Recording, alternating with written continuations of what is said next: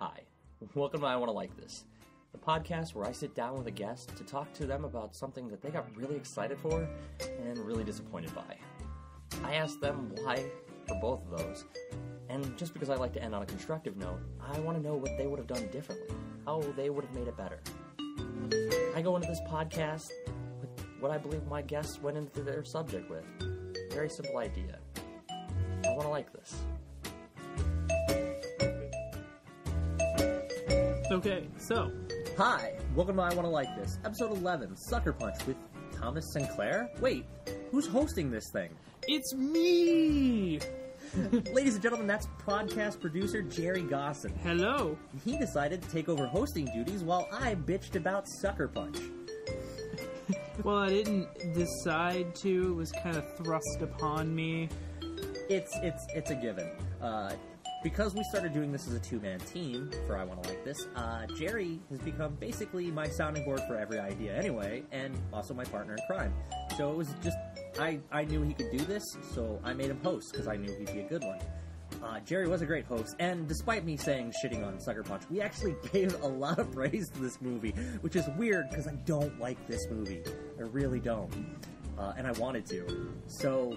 With no further ado, Sucker Punch with Thomas Sinclair. Yeah. Lovely. The movie, or... Because, you're fucking wrong. If it was, we would not be here. No, because you know what? We've had movies that people liked. Yeah. And they're still on. Like, we talked about Godzilla, and both the people who fucking... Nick and... Fur both liked Godzilla, yeah. But still had something to critique about it. Like, Peter is going to come on next week, and he liked the Jurassic Park movie, and he still thought there was a bunch wrong with it, like, horribly fucking wrong with it. Yeah. And I was talking to Cassie about the movie, and she's like, oh, it was, like, I didn't expect anything less from Jurassic Park than just dinosaurs and explosions and chases. And that's what I got. Why was it a Michael Bay film? Okay, before we... Welcome! This is I Want to Like This. Wait, huh? This is not the usual type of entry that we have for the intro here, but today it's me, Jerry Gossen. I'm hosting because, yeah, you might have guessed, Thomas is the interview today. Hey, I'm Thomas Sinclair. In case you didn't know this, bald asshole. We've never had a picture of me on one of the podcast covers where I'm not wearing a hat. None of these people know I'm a bald asshole unless they follow me on other social media. Your face is usually bald. That's what I was referring to. You're the one that totally just... Yeah. Outed myself as a bald man? Yeah. People totally don't know that I'm bald. I didn't say it was the top of your head that was bald. I'm a professional wrestler. There's plenty of pictures of me where almost everything is shaven. So it's pretty obvious to understand that my head is bald. Yeah, I mean, if they know you, you've probably shared this video on the Thomas Sinclair's website once or twice. So, wrestling fans, they're going to know you're bald. Sorry. Yeah, they do. And for all those who listen to I Want to Like This, totally go over to the Thomas Sinclair on Facebook. You can see wrestling updates, where I'm going to do stand-up every now and then. And, and links to this, which you already get. Be the good little robot. So, today, Thomas... What are we covering on I Want to Like This? We are covering the 2011 Zack Snyder classic that is Sucker Punch. Alright. Let's just dive right on in because I don't even know why I'm here right now. For some reason, still unbeknownst to me, this has to be how you feel when you look me in the eyes quite often, and you're like, I fucking hate you. Because you give me shit all the time for, apparently, and I'm air quoting here, you have the worst taste in movies sometimes. I do. So, with that being said... You do have some of the worst taste in movies. With that being said... What did you actually like about this movie? Why were you excited? You're skipping a step. Why did I get excited is before what I like. And exactly. Why did you get excited to see this? The ad campaign alone was gorgeous. Can we express something?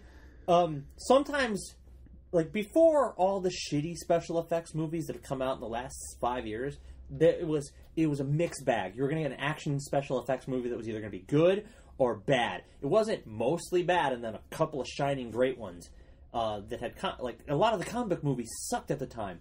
And then there was a movie that my friends and I all really liked, and we quote, and it's very quotable. Just one line, everyone quoted it, and it's "This is Sparta." Zack Snyder directed 300, right? And then he tackled Watchmen. So he was tackling things in comics that I actually liked. I liked 300, even though it's slightly misogynistic, and some people say, "Oh, it's downplaying the Muslims," but it's based on it's based on a historical context with the Trojan, with the Spartans, and so there's historical context. It's got a lot of dramatic license, and stylistically, it's a fucking beautiful movie. It's one of those ones where the dark tones and the undersaturation yet oversaturation and reds works, and it really works to be a very comic book image. Yes, and then especially it's very bloody. And then Zack Snyder tackled a movie that I never got my hopes up for because I like Watchmen the comic, and I knew Watchmen doesn't. I was like, I don't know how you can possibly translate this to film. I actually really like the Watchmen movie. Watchmen is not a terrible movie. It's not. So it's one of those ones where I was like, it'll be okay. Yeah. But I never expected it to be as good as the comic because it's one of those ones that doesn't. When you see the ideas in the comic, you really read the comic, you don't think you can translate it in one film. Mm-hmm. You just don't. And I don't think you can. And I don't think he did. And that's no offense to him. Yeah. But there are all these stylistic comic book movies coming out. There's the Frank Miller Sin City movies, The Spirit, which The Spirit is all style and very little substance. I fucking love The Spirit, though, because everyone gets witty one-liners and it's fun. Mm-hmm. And it's not, and the story makes sense. There's an A and there's a beginning, an A, B, C, destination D, right? Yes. It's fun, okay? It's a terrible little romp. But then, so I got excited for this one because there's all these stylistic movies coming out, and it's like Zack Snyder, the guy behind 300, and Watchmen. I'm like, I liked what he's done stylistically. The way Dr. Manhattan looks, the way this looks. And then you see the previews, and it's starring Emily Browning. And, she was the cute girl who became she was the cute girl from Lemony Snicket's A Series of Unfortunate Events, who became this beautiful woman. Okay, let me stop you there, because cute is harshly downplaying how adorable Emily Browning is. She is I meant, she was cute. The Series of Unfortunate Events comes out in 2002.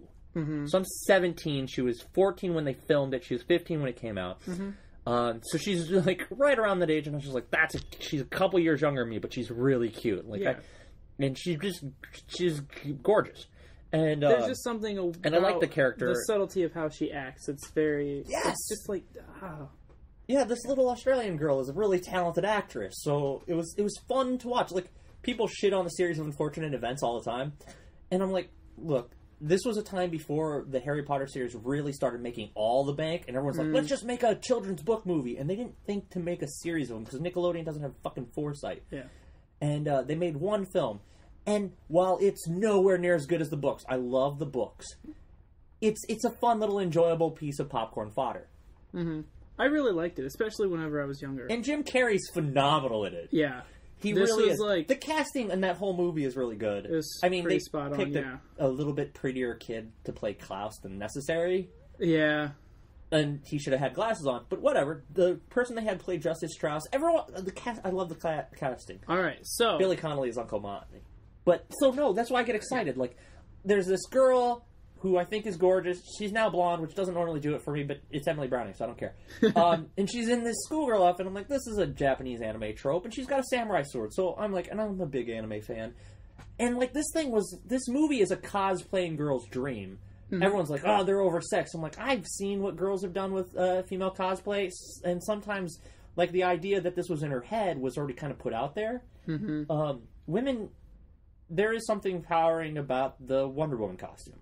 Yes. And there is something empowering about, there's a reason men who are transvestites or men who are transsexuals love the stereotypical pinup style. Because there's something powerful about that when a woman can own it for herself. It's also incredibly fetishistic when the wrong person has it. But the style and the posters and the advertising, I really loved it. and the choice of music and the ad, I really got excited because I'm like, you know me, I love female-led super teams. Yes. I love Wonder Woman. I love me some goddamn Kitty Pryde. And when Storm is the leader of the X-Men, it's fucking awesome. And there's a bunch of... I like strong female protagonists. Mm-hmm. I'm constantly upset that there's not a female Green Lantern Corps member from Earth who's just not Jade, not a side ancillary character, but the lead Green Lantern Corps member isn't female, and I love Kara Zor-El, and I'm going to mention a bunch of DC because I love DC, so fuck it. But, like, I always love strong representation of women. I love strong women, and I love women kicking the shit out of things. Those are always my favorite. So... these things I got excited for. Like, girl-led action movie. Samurai swords and guns. Cool. So that's why I got excited. Plus the look of it. Even and like the in look, the trip. it's so pretty. It is. It is very pretty. Okay. This movie is when Zack Snyder's saturation gimmick works really fucking well. Definitely. Because it doesn't take away from what the ideas of the story are, like it does in Man of Steel. Mm-hmm. Okay, so... I already got into something I like about it, which is the saturation... So we're just going to keep the ball rolling, the visuals... The first 4 minutes of this thing is a music video set to Sweet Dreams. Yes. And it is such an example of Zack Snyder as an actual director...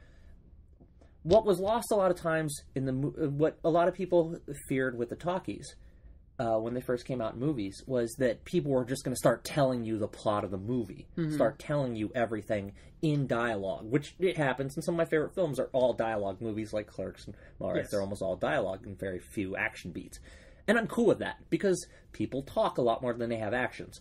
But in old movies, in silent films, Hitchcock silent films especially, because he was a fucking genius. You showed everything. You showed everything on camera. And these first 4 minutes, even the checkout, when he's writing, you see over his shoulder when he's checking her into the insane asylum, baby doll, they show everything. They show him looking at the will. They show him drinking heavily because he's not going to get the money because it's left to the girls. You see the intended abuse. I don't like this movie heavily uses and fetishizes rape, which I don't like as a storytelling element. But if it was just for this opening sequence, it would be cool. Because this opening sequence is the best part in the entire fucking movie. From the song choice, Sweet Dreams, with Emily Browning singing Sweet Dreams. The sequence with her climbing down the storm drain and getting the gun. It's so visually there. It's beautiful. And then that just hitch in this... Not like just this quickly laid together plan of I'm gonna get this gun, I'm gonna do this, and she accidentally kills her sister. Yes, because she doesn't want to kill him. She gives him a chance. She fires a warning shot for him because she so obviously doesn't want to be a murderer. Because she's not that person. Yeah, and it leads to the death of her sister. Even when after the death of her sister, she gets the gun, she has him on her knees. She could do it, and she can't do it because she's not that person. Which, kind of argues to the point of she would fantasize about it in the dreams of trying to take over control. And the visual elements are beautiful. Yes. That's stark and fucking just unseemly the insane asylum is. Which, by the way, is named Lennox. Yeah. After Annie Lennox from Sweet Dreams, which I thought was brilliant. There's a bunch of nods, like foreshadowing. The bunny and her sisters is the robot, the dragon on it. He played all these little footnotes, right? And he's kind of heavy. But the problem is, in that opening sequence, he's kind of heavy-handed. Here's this map. Here's this. You should notice that she's noticing this. Yeah. That's one thing. There were a lot of cutaways, especially, the extreme close-up of not even the whole hand putting the key into the lock and the tumblers. Yeah. It's you see a fingernail and then the key going in. It's just this is so obviously it's very visual, and that's holding something your hand. But he goes from being this very great visual storyteller in these scenes, and then right as it's showing you all the plot devices that he needs, there's all these MacGuffins you need for this film. God, we are film students doing this, aren't we? So there's all these MacGuffins you need. And he's so fucking like, you see it? You see it? It's like, he doesn't even let you play pin the tail on the donkey. Yeah. He just takes the blindfold off, doesn't spin you, just pushes you right at the donkey's Which ass. at this point, I would rather him just have it said in the dialogue before, just like, look at this. Look at it. Hold it. You see it? You see it? You see it? You see it? Like... We just Grace Helbig tagged this fucking podcast. We're gonna have to tag her on this now. Yeah. God, I wish she would come on this podcast. That would be hilarious. That would be it. We would never have to do another one of these. I really could quit after talking I'd to Grace. hang up my hat. So I have that in my notes as well. Yeah, it's just his notes he wrote and then forgot. They don't know that. Well, they didn't know I was bald either. You called yourself out. I didn't say anything about my notes. I'm like, my notes here. Fucker. No, like, but here's the thing. There's so many visually... This movie, every element in it is, like, the directing of these action sequences are fucking amazingly well-directed action beats. Yeah, They I definitely... really are. The fight sequences are really brilliantly choreographed. The fighting sequences, there's a lot of fucking work in the costume work. And the girls are... All the women in this movie busted their ass to get in shape to do these action sequences, which they almost do all the work themselves. I mean, there's a bunch of CG in some of the Emily Browning scenes, but she did a lot of wire work for it. Yeah, green screen and wire work. Wire work is a bitch. If you've ever been strapped in with a wire work harness and then lifted up, it fucking hurts. Especially when you got to spin with it. And then these girls are doing this. And then there's all these... Okay, so they don't get shown in the actual film. But they learn all these song and dance numbers, which kind of get shown in the credits, but it's like cut through off a filter. and It's really terrible. Because Zack Snyder ran out of time because he overshot because he's an idiot. Because no one was like, you need to cut this down, dude, before he went into filming. Like, where was your producer being like, you're not going to be able to edit this all together? No, it was literally like, hey, dude, you did a really good job with these couple movies. Go ahead, make your baby. Make your fetishized dream child. Yeah, go ahead. We'll get to that part. Yeah. But, like, all these girls busted their ass, so kudos to them. Because with what they did well. Like, Emily Browning cries on cue pretty well, and that's not to shit on her. Crying on cue is a fucking amazingly useful task. Oh yeah, all of those girls were just like the two sisters. With like that scene whenever they who don't have any backstory. They play off each other's sisters pretty decently. Yeah, Jenna Maloney and Abby Cornish, and like. Well, I mean, nobody really has a backstory. Well, I'm gonna get to that. Anyways. Still the stuff that we like. What you mentioned earlier, the coloring, what I had written down is I love the fact that in these different scenes that they have, the different stories for every time that Baby Doll dances, you get a completely different type of color saturation. It's still very heavily saturated and it's a little washed out, but it's slightly more colorized in each one. Each one has its own little tone. Yes. Like the samurai fight sequence. It's very washed out in blue. It's blue. It's blue with a heavy focus on the rosiness in her cheeks. That had to be a color. The German one is very gray. Yeah, it's very gray, black and white, and it's very like it is a film about World War II. And then, of course, the medieval dragon one is very heavy in reds and greens. Yes. Greens in the sky. Yeah, and then the robot futuristic one is somehow yellow and green and like bright like flashes. Yeah, so I love that. I love the fact that they all have their own little setting. They do. They feel like video game levels. And I think that was one of the heavy criticisms of this, because he said in an interview, he's like, I don't want to just make a movie that's like a visual video game. I want heavy story and all that, but we'll get to that. Was that his exact quote? I want heavy story. Well, we'll get to it, maybe. Almost is. Except for that, we'll get to that, maybe. Because no, never. I'm going to get to that in a second. Here we go.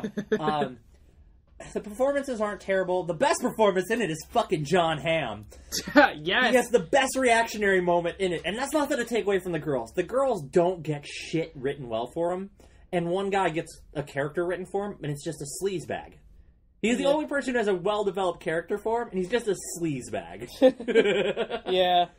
Blue is a sleazebag, and then played really well. He's quite creepy. Yeah, that man looked really good in thick eyeliner and lipstick too. Mm-hmm. Like, wow. But John Hamm's reaction, did you just see that? John Hamm's got like 4 lines in the movie. He's fucking phenomenal. Yeah, just plays it up. God damn it, I love John Hamm. Yeah.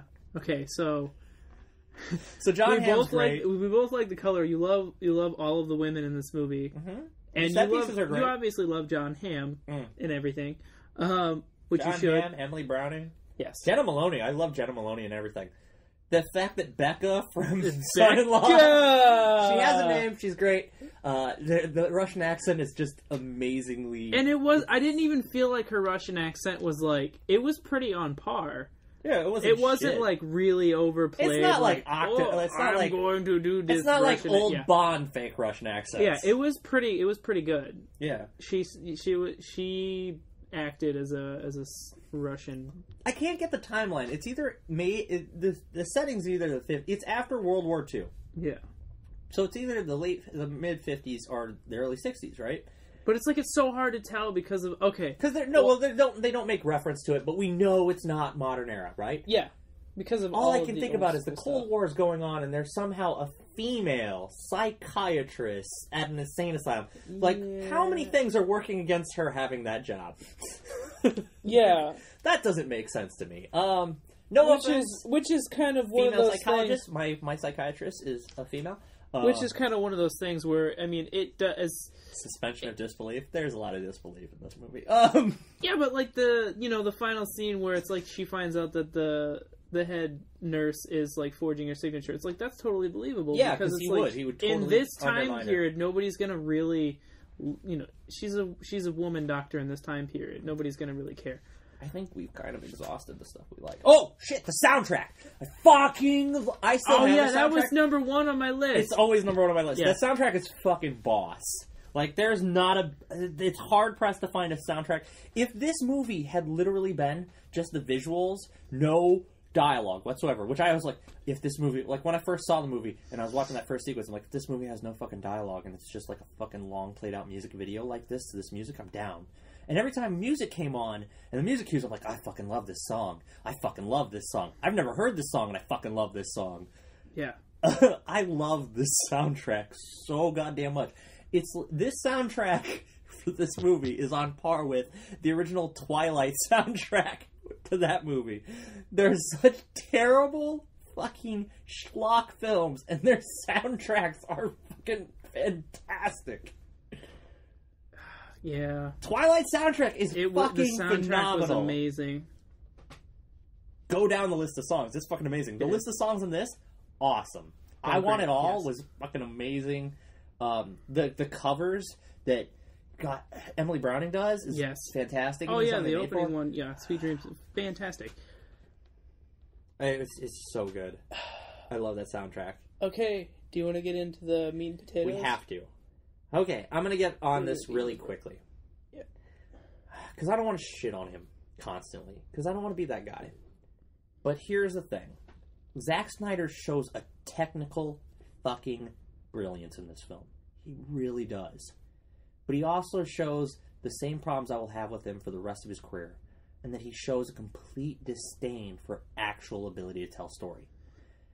The one actually made it a point in an interview that he wanted to have a story in this, and none of these girls have a fucking history. You don't touch on any of these girls' character. There's no development for any of them. Like, it's one of those just things. Quiet protagonists. Yeah, we are told, we're not shown, and how visual this is. We are told that we're supposed to believe that these two characters are sisters just because they ran away, but they got put in this asylum together. That they're sisters. Ta-da! Like, we were never shown anything. Nobody's given a backstory at all. We don't explain why they got put there. Like, none of the girls have a backstory. So it's just a bunch of crazy girls. There's one girl who's not crazy. She gets put there because her stepfather fucking puts her there and pays to have her lobotomized so he doesn't get found out for being partially responsible for her sister's death and trying to molest them, right? Yeah. So There's one girl who's not fucking crazy trying to break 4 other girls out who are crazy. Yeah. We don't know why they're there. They all might legitimately be fucking nuts. Yeah. But I mean, but in the 60s, in all likelihood, they might not be nuts. They might have been put there for just being outspoken fucking broads. We don't know. We do not know. Because there's nothing given to us. Yeah. Then, on top of that, this is the most convoluted piece of crap fucking attempt. This is what happens. I literally have it. I had it written down in my notes. For the first one in dislike, I wrote it.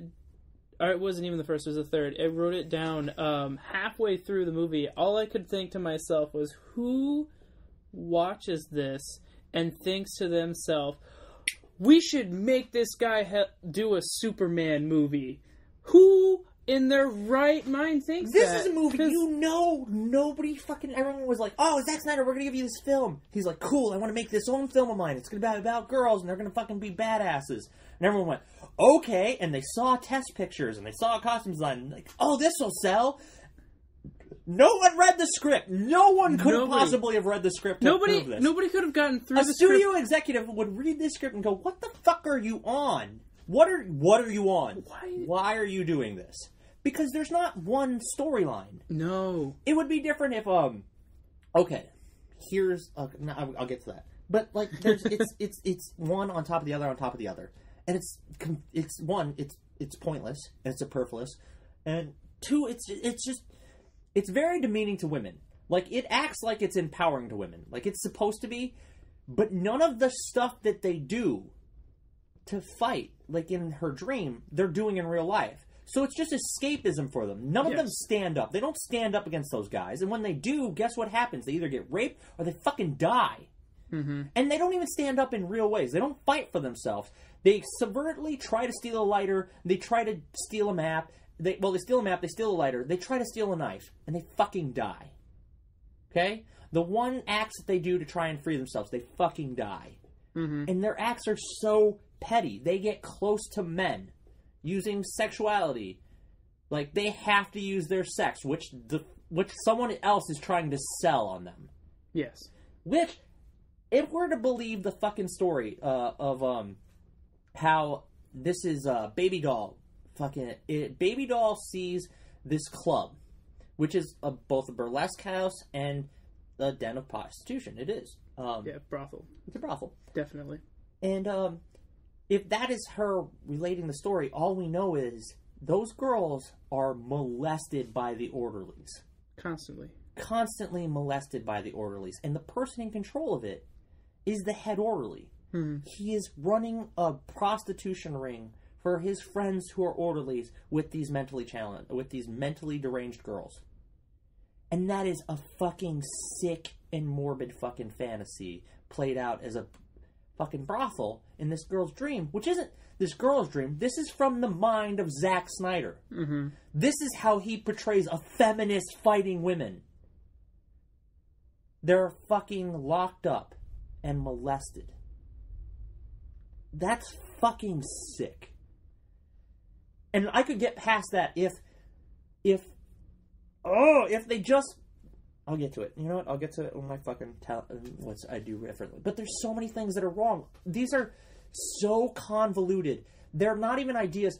The concept of steampunk in a situation that would be the Kaiser's troops is a modern fucking fantasy for a girl in the 60s. If this is all coming from her head, why is there so much modern weaponry? Why is all of her... why is she... They're on another planet. Yeah. You fucking see Saturn. They're on another planet. Like, there's all these scapes and tropes that don't make sense for a girl who just wants to get out of somewhere. Yeah. Plus, her dream sequences don't make sense because there's no dream sequence for the finale. There's no... she dreams... We know that it's a fire. We know that it's a lighter. We know it's a this. We know what the items are, right? These totems are. They're a real knife, a lighter, a map, key, and then like herself as a sacrifice, right? Yeah. So we know what these items are, but there's not. Each one of these items has this fantasy built around it. Mm-hmm. Well, where's the boss? Where's the escape in the fantasy? There's no fantasy story where these rocks, because in the story, the knife is a bomb. The the fire, the lighter is these flame stones from this dragon. It's this courier's letter map, and then it's in this. Yeah, this also goes to the fact that it's like, from the get go, she goes into the insane asylum. Yes, and that's it. You're immediately, the whole story is then drawn out in the brothel. You don't go back. Yeah, we don't touch back into reality. We don't touch back into reality until literally the spike is driven into her brain, and that's it.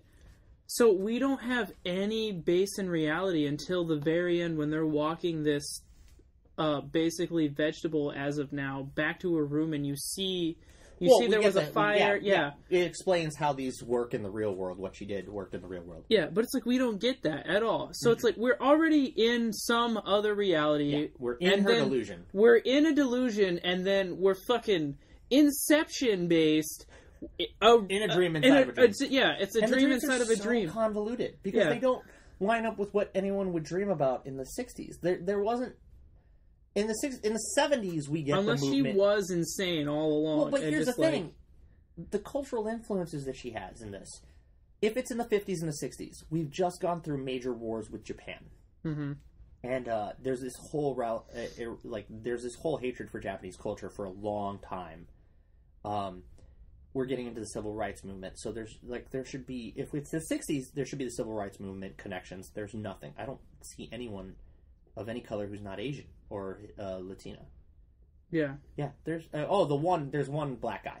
So the one person who's black is a villain, and it's the right hand guy to the orderly. He's the guy who says, "I don't think I can't do this to these girls anymore." Oh yeah. He does have a fleeting moment of conscience right before they're busted by the cops. Yeah. But yeah, and they walk out. Yep. I was like, I had to struggle to think of anybody of color in this movie. Right. I was like, there's Jamie Chung, Vanessa Hudgens. Vanessa Hudgens is not white. I don't know. I don't care. She's gorgeous, and she doesn't. She's not a terrible actress. She held her own in High School Musical. Whatever. Yeah, I've seen all the High School Musicals. I never did. I never really needed to. My sister. Yeah. Ugh. I've had to watch so many things. Luckily, I got her in Who Framed Roger Rabbit. There you go. God rest Bob Hoskins' soul. Brings me down even more. So, thanks a lot. Yep. Finally took the dip. So there were like. There's horrible problems. The biggest problem with this movie is the script, and that ties back into screenwriter Zack Snyder. Which doesn't make any sense. Yeah. Zack Snyder and screenwriter should not be ever used in the same sentence ever again. No. But he gets final say on what happens to Superman. Whatever. I don't know. I'm constantly frustrated. I don't understand. Okay, so I'll go back to one of the good things. In this movie, Zack Snyder shows technical fucking brilliance. He really does. He knows how to use green screen. He knows how to make the visuals that are in his fucking head. The problem is, Zack Snyder doesn't know how to fucking tell a story with those. He has all these tools as an artist. He would be great as a director of photography. He'd be great as a plan coordinator for stunts and stuff like that. Mm-hmm. But he is so ill-skilled to be a storyteller himself. He would be great to be a brush that somebody else paints with. He is not the artist behind the fucking brush. No.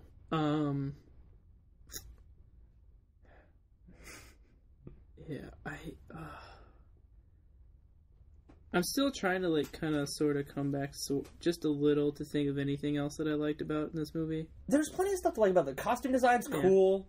There were a few cool ideas. Every visual element's awesome. There were a few really cool ideas. There was like the steampunk soldiers. It was like, what? That's a really cool idea. But here's the problem. It's thrown into fucking absolute no. There's no reasoning behind any of the villains. Yeah. Well, that's what I was saying. That's like I like some of the ideas, but then it's like I had a hard time in my like and dislike columns. I had a hard time. It's like I like this, but on the opposite side of that coin, it's terrible. Because you want to know why the biggest problem with those story elements is?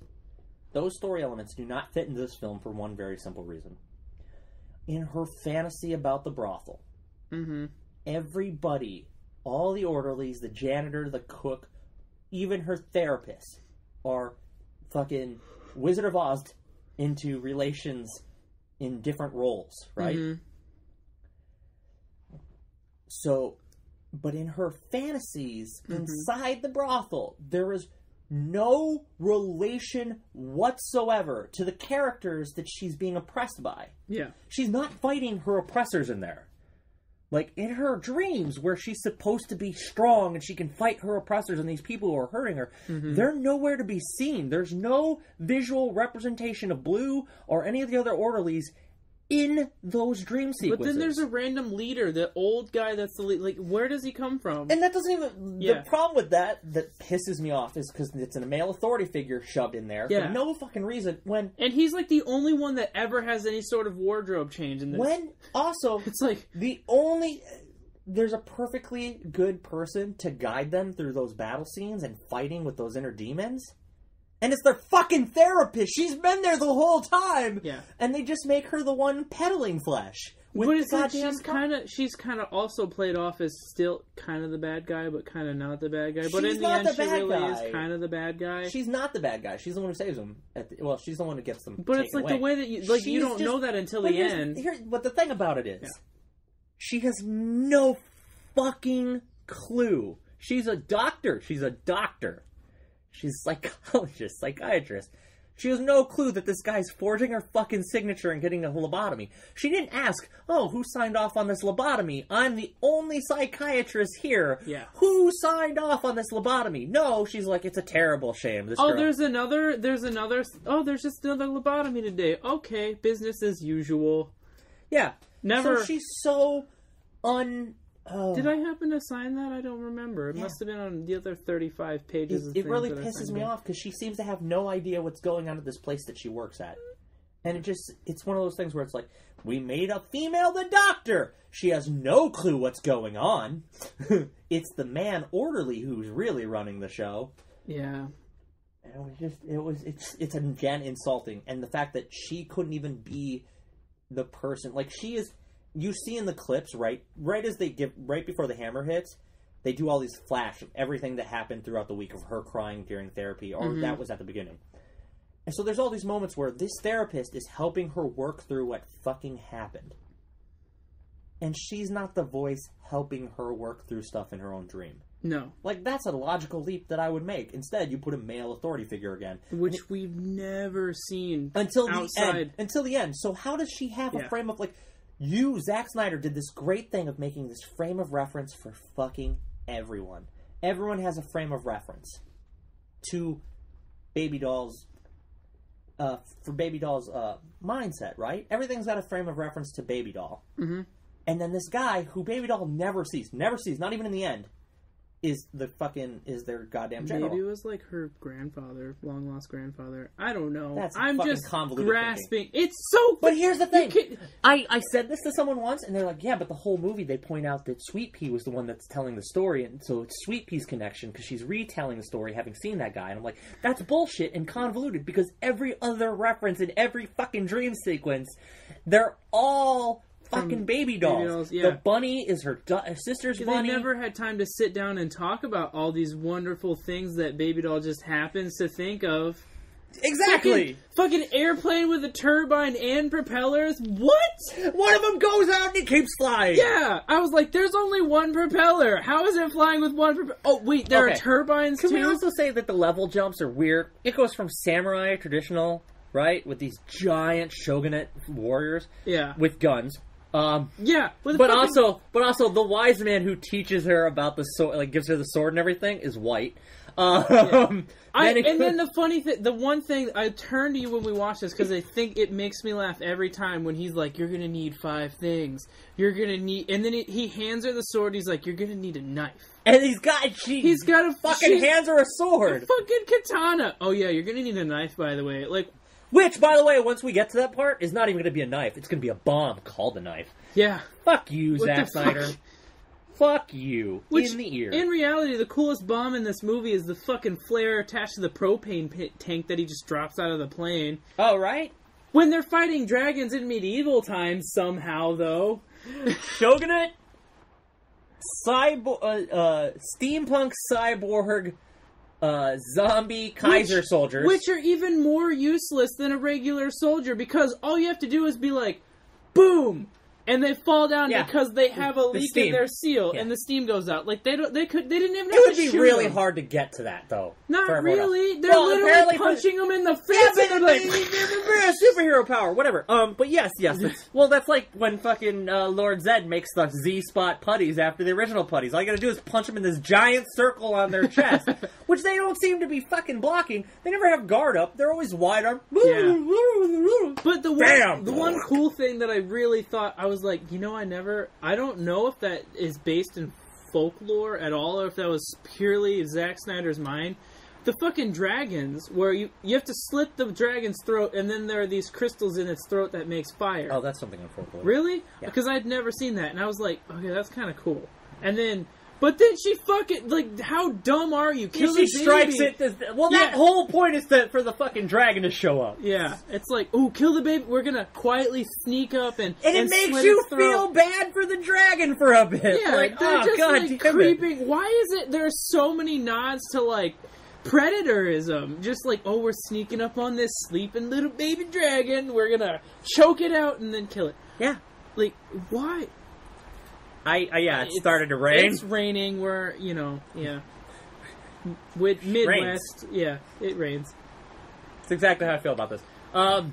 It's just it's so fucking convoluted, and then the ogres, and then robots, really futuristic fucking robots, not robots like they pictured in the 60s and the 50s. Yeah, that fucking there's no box robots, train going on. Yeah, with, like, it's so futuristic. It has no place being in anyone's head in the 60s. Tall skyscrapers with lights, in the city. This was not no. You're fucking wrong. You know what they pictured? You know what they pictured in the 60s for future travel? Flying fucking cars, not monorails. Yeah. And then the funny thing is, this city that they're trying to save with this bomb is on a fucking other planet. You see Saturn, like, right there. Even if that is Saturn, we don't know. It's just a planet with a ring around it. Here's the thing. What the fuck? Like, who is this girl? Who is Baby Doll? We don't know. Could she have been crazy into sci-fi and shit? We don't know. I mean, I guess we have to fucking extrapolate that for ourselves, because she's fantasizing all this, and none of her attackers are in it, but whatever. It hurts. Okay. We're done. Enough diatribe. I'm done. No more diatribe. Okay, so you said the script is what you would change to make it better. How would you go about changing the script? It has to be so far streamlined. If the movie is the girl gets taken to an insane asylum and she drops into a delusional state because of everything that happened to her and the trauma, which is totally cool. She has PTSD. You could lose yourself in a fantasy state. Mm-hmm. Most of the time, if you have PTSD, though, you relive a lot of your shit. I'm not saying that from experience at all. But, this feels really deep with this rain going on in the back. Right? But no, if the delusion of the brothel came from the molestation that they are obviously feeling, and they didn't want to show it as something like that. They show it as this uber-satirized, colorized version, so she can deal with it. It's more romanticized, but I don't think it would be from a victim's perspective. Which I think stylistically that would be awesome if we see, it would be like, stylistically, but it doesn't stuff. make sense for a girl to romanticize her sexual assault. That'd be real Stockholm Syndrome bullshit. Yeah. No, I was just thinking, kind of how you phrased it. It was like, I was just picturing, if we come in and there's no stylization at all to this movie, really, well, I mean, you can have a little bit, but it's like, this is what reality is, and then everything gets very heavily stylized into it. Whereas, when you start off, everything's very heavily stylized, and then you go into something else, and it's incredibly stylized. Oh, ridiculously. The brothel scenes are just ridiculous amounts of saturation for the most part. And then the set designs are holy shit. They're amazing, but here's the problem. This is already a far enough jump fantasy-wise, right? Mm-hmm. We can tell all these story elements with the seduction and all that without going into her dancing that sets her into a fucking trance that makes her see how they fight dragons and all this other convoluted stuff. Which also puts everyone else in this trance. Right? When you watch her. And she's a hypnotist. stupid fucking idea. Even if she danced amazingly well and everyone was just like, yeah. I'm totally fine with the sexist guys' jaws on the fucking floor while they get scammed by women. Be cooler with that than she has to go off into this world, and we can't actually see how much peril there is. Yeah. Like, when Jamie Chung has to reach into the guy's shirt pocket, dude, you could have done that scene in a slower take and felt the suspense of her fumbling and trying to get it without him noticing. Yeah. Like, there's suspense you can have in that moment. And you could also shoot it to the moment where you see the reality of what's going on. Which is that guy, that fucking janitor with the lighter, trying to sexually molest Jamie Chung's character. Which adds a gravitas to the need for survival. Yeah. And when we don't play... I mean, even if it just has to be... Pick one of the fantasies or the other. That's really it. If you pick... Also, with the fighting fantasies, pick one motif and one conclusion. Pick an actual fucking conclusion. Like, even if you jump motifs, all these tools in her mythical mind have to connect somehow. Mm-hmm. So if you tell it, like, she's just in an insane asylum, we saw that the counselor uses music and tries to get girls to recreate these moments and all this. Well, the music is a cue. Every time music is a cue in this movie to an action sequence and a blocking. Mm-hmm. That's cool. Even if she's just in the insane asylum, and then you just make the action blocking sequences about what she is going through in therapy. What is she relating to her psychologist? Is it the trauma of her stepfather trying to molest her? Did her stepfather molest her before her mother's death? There's so many things you could have reached to and given these girls a backstory and given these girls a history. Write about why these girls bond. Right when these girls actually talk. Not just like, I'm getting out of here. This is my plan. Why do they trust you? Do they know anything about you? No one trusts someone who's like, I'm getting out of here. Who the fuck are you? Yeah. What the fuck? Yeah, that's the one thing that was like, why are you so... okay, that's why I love Sweet Pea's character, because she's like, she's the one person that she's says, the who one the fuck are fucking you? rational mind. You just got here, why the fuck? And then her sister's Who the like, fuck let's are you? fucking do this! Yeah. And she's like, no, Well, you're crazy! obviously she jumps on it. You're fucking crazy. Yeah. Sweet Pea is obviously supposed to be the most rational one, is the reason she gets the fuck out. Yeah. Because everyone else is fucking crazy. They Yeah. just go along with it. Everyone else is crazy or dead. But, like, that doesn't make me want to see I don't want crazy people getting out of an asylum. I don't want them sexually molested in an asylum. I just don't want them free on the world. I don't know if these girls killed somebody. But we don't even know if they're crazy. Like, We there don't has know to be shit. some It's not sort like- of backstory. Girl Interrupted was great. Like, it showed an insane asylum, like women not an asylum. That's a terrible word nowadays, apparently, but it is. They were in the psych ward, and you saw why they were, and you knew why they were crazy, and they don't give you any character development in this movie, and that's what you have to do. You have to write these girls. Yeah, you have to write the scenarios for. You have to write the scenarios. Like, we know why she's going off and escaping in the world. But there has to be some grounding why these girls connect with her. And how this fantasy world connects to the real world. Because when you have all these great fight scenes, it would be cool if those fight sequences had some connection to the reality that she lives in. Okay, so the first one is about the shogunate one, about the feudal Japan, right? She has to learn... That whole sequence is her learning to fight, right? Yeah. Well, why is the old man teaching her? Why would she even listen to an old man? Everyone who's trying to hurt her is fucking men, but she has this counselor. So what if the counselor was teaching her about the weapon and about all that, and teaching her to fight and finding the weapons inside of herself and, like, finding inner strength and all that? Well, that would make a lot more sense and also connect with the reality that she's actually in. Mm-hmm. Then you just have to take notes that make sense. Now, it's the 60s or the 50s. I hate to say this, but girls are sold into sex slavery all the time. And in America, they used to be sold to brothels. Yeah. Like, she could have been sold to a brothel by her stepfather. You could have just skipped the insane asylum thing and put her into fucking sex slavery. Yeah. I mean, if you did go the route with the sucks. insane asylum, going back to, like, you know, the reason that you need a backstory, especially if you're going to keep this a period piece in this time period... Women especially got put into insane asylums for almost no reason. Like, if you were quote unquote a loose woman, there was obviously something wrong with you. You were insane. Yeah, God forbid you like your own sexuality. Yeah, if you had like anything, if you couldn't sleep right, if you there were so many reasons. Like, if there were some reason other than the fact that it's like, these women they're in an insane asylum. These people, they're flipping tables and shit, fighting over checkers. There were girls crazy, right? Why do they need to be released into the world?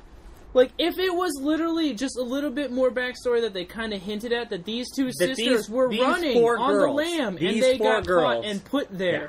These 4 girls, there's a reason they're there. Yeah. Like, I could see those 2 girls, like, one getting in trouble, the other one killing someone to save them both. Like, fucking, like, straight up... like what Baby Doll did. Yeah. But more like... I was going to go with Thelma Louise. Yeah. Thelma Louise. Back then, they didn't like sentencing women to for capital punishment, because it was capital punishment. They would have died. And they didn't, like, because in their sexist ways, they weren't going to treat women as equals in any way, which even meant death. So they said, oh, they're just crazy. Yeah. So they would lock them both up. And, like, maybe Sweet Pea should have got the death penalty for killing a guy who was, fucking with her sister. Her sister seemed to get in trouble and need to be saved a lot. But it was always women who saved her, so at least there's kudos there. Yeah, or, like, even, what is the novel, it's like the room with the yellow wallpaper or something? Can we take this note real quick? For any public service announcement, if you're a Mennonist, don't listen to our podcast. We don't fucking care about you. Yeah. I want to like this. We are practicing. Don't want to like you. Yeah, we are practicing feminists. Yeah. Which is why I wanted to like this movie, because I want a movie with strong female leads. This isn't it. Yeah. What is it's do you know the novel? It's I read it, but I don't remember the name of it. It's the You're really great at describing this to me. Thanks. Anyway, yeah, it's like the room with the yellow wallpaper or something like that. Okay. Or like the. It's literally about a woman who goes into PTSD. So what they do is they close her and lock her into a bedroom. Yeah. And never talk to her. So it's like, you could go into something like that. Like, somebody could be there. Like, maybe one of these girls was raped, had a child, miscarried. Yeah. Totally legit reason. Yeah, she had PTSD. And a great backstory where you can feel compassion for the person. Yeah, like, you actually... There's no...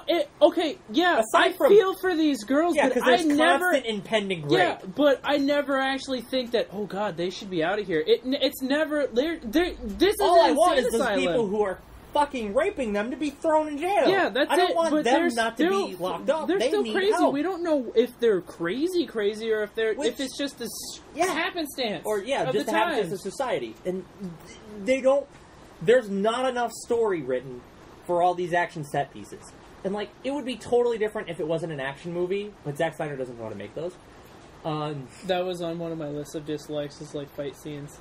The fight scenes are repetitive in a lot of the system. Yeah. And, also, like, change in scenery and change in villains doesn't make them any less repetitive. No. But also, they don't have any fucking point. It would be one if she was escaping to a world, and like I said, it reflected her. If it was just her in the insane asylum, and then she had these moments, and they reflected on her world, that'd be one thing. If she was in the brothel, and she had these moments of empowerment in her dreams, where it reflected her world, that would be a different thing. If she's in the insane asylum, and the brothel is a reflection of the things that are happening to her, that would be a completely other thing. But they aren't. And that's the problem with this film. And that's how you fix this film. There's a couple neat little nimble ideas, right? Yeah. But the execution is such shit in the writing that it doesn't matter how you direct or edit it, it's going to be bad. Because there's too much. Mm-hmm. It literally is all of Zack Snyder's spank banks thrown into one movie. Which is weird because I don't think... Like, I never really did like a lot of Zack Snyder movies, I'm not gonna lie, but knowing the fact that he has to have some predilection to, like, rape fantasy just... It's in every movie. Just makes me hate him. It damn near is, except for Man of Steel. Thank fucking God. If he did something where fucking there was rape in Man of Steel, I would have fucking murdered him. I literally would have found him, because it was like, that's it. That's... Like, you've already destroyed character assassination on Clark Kent in those movies. Mm-hmm. And then to do that, that's fucking uncalled for. Okay. So that's how I'd fix this movie. I would get rid of, like, I'd make it less convoluted. It really would. Because so all this lots of put this thing up, put it on a chopping block. Yeah. And also, remove Zack Snyder as a writer. Oh, we're going to have a girl escape the horrible reality she is in a dream where she's superpowered or she's in control of her sexuality as a burlesque dancer. If it was just as a burlesque dancer, and, like, she was a burlesque dancer or, like, a burlesque dancer assassin where she's fucking killing these men, or that's her way of escaping, how it's just brutal rape. If it's I like the idea slavery. of choose one idea and stick with it, not try to give us 13 or 20. There's too many fucking... Yeah. He threw everything against the wall. The first time I watched this, it confused the hell out of me. I was like... There's nothing to fucking understand from it. Yeah. Get these objects, break loose. We know what the escape Well, I mean, is. it's like the whole time, it's like, wait, we're in a fantasy, but it's another fantasy within a fantasy. And it doesn't have that fucking great novelty of what Inception had. Yeah. It's just, ugh. It plays on the same... Okay. Alright. Yep. Well, this was I Want to Like This, Sucker Punch with Thomas Sinclair. Hi, me, listeners. Jerry Gossen, as the host this time, instead of being the quiet figure in the background. Quiet figure. You chime in more and more. I do. Really do like it. Yeah. I really like you. You did a fucking great job This hosting. is the first time of me hosting. I actually really enjoyed it. You were really good. Being the gracious host that I am, I urge you to just go see a movie. If you're watching this, I'm sure you, or if you listening to this. Yeah, well, you watch it. There's a picture. It's on YouTube. If you're listening to this, I'm sure you've seen Sucker Punch. I hope. God, so I don't know if I should hope you've saw Sucker Punch. I wouldn't say hope. There are always going to be spoilers if you haven't seen these movies. So I kind of do hope that you've at least seen it. And if this is the first time that if you were thinking about going to see the movie and then you watch this, you chose the wrong idea first. Actually, I think you chose the right thing, because I'm pretty sure you can find all the fight sequences on YouTube. Go watch those. They're really cool. Yeah. You can find plenty of stills on Google Images. That's it. If you can find the first 4 minutes of this film on YouTube, you just saw the best of it. Yes. Okay, so... we're on Facebook at I Want to Like This at Facebook.com. You can go to at I Want to Like This on Twitter. Thomas is always found on his Twitter at the T Sinclair. I'm on Facebook through the I Want to Like This. You could look me up as Jerry Gossen. That's fine too. I probably won't do anything. We will respond to emails. I will respond if there's any fan mail, but if I don't know you. I want to like this, Yeah. I can also be found on my Facebook page, which is the Thomas Sinclair. Yes. Facebook. I know I said that once before, but I'm going to say it again, because the Thomas Sinclair on Facebook. Yes. Yeah. Go watch movies. Or come Have see a an pro awesome wrestling day. show. Pro wrestling shows, or yes. Or stand-up comedy. Or keep subscribing to this channel for other things we're going to do on it. We are going to change this soon and add to it. So, yes. Bye. Alright, so that was Sucker Punch with Thomas Sinclair. If you would like to join in on the conversation about this movie, feel free to leave a message in the comments below. You can also message us on Twitter, I Want to Like This, hashtag Sucker Punch, or message us on the Facebook page, I Want to Like This. We actually do want to know what you have to say about this. And if you have an idea for a movie that you've always thought about, hey, throw it our way. We'll listen. Because we want you to enjoy this as much as we enjoy doing this. Because, well, that's kind of the theme here. Have a great one.